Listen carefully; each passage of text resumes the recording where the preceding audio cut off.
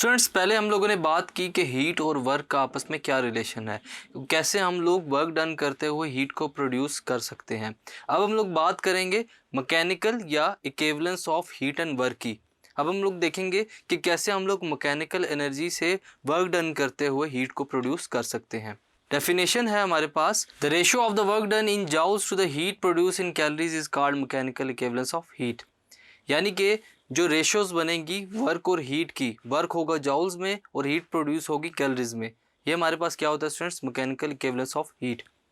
Students, एक experiment किया गया, जो एक्सपेरिमेंटर थे जाउल, उन्होंने देखा कि कैसे मैकेनिकल वर्क डन करने की वजह से जब बॉडीज़ में फ्रिक्शन प्रोड्यूस होती है तो और वहाँ पर मैकेनिकल एनर्जी की वजह से हीट प्रोड्यूस होती है। तो स्टूडेंट्स, उस एक्सपेरिमेंट को लेकर चलते हुए हम लोगों ने देखा कि मैकेनिकल वर्क डन की वजह से क्या प्रोड्यूस होती है, हीट। तो इन दोनों का आपस में कौन सा relation students, direct relation. W is directly proportional to Q, यानी कि वर्क डन किसके रिलेटेड है, डायरेक्ट प्रोपोर्शनल है Q यानी कि हीट के।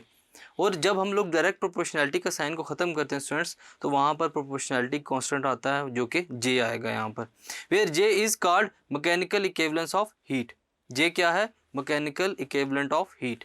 The mechanical accepted value of the mechanical equivalence of heat is J is equal to 4.18 joules per calories. Now if we use the SI unit of work and energies, then both work W and heat Q are measured in joules. यहाँ पर हम लोग SI unit को use करेंगे तो हमारे पास क्या होगा स्टूडेंट्स, जो वर्क और हीट है वो दोनों जॉल्स में काउंट किए जाएंगे। Then the value of mechanical equivalent of heat is 1, और दोनों की वैल्यूज़ को जब हम लोग कैलकुलेट करेंगे तो हमारे पास क्या होगी, 1। सो स्टूडेंट्स, इस टॉपिक में हम लोगों ने देखा कि कैसे मैकेनिकल एनर्जी की वजह से किसी भी बॉडी के अंदर जो है हीट प्रोड्यूस हो सकती है, जिसको हम लोग क्या नाम देते हैं students, mechanical equivalent of heat. Thank you.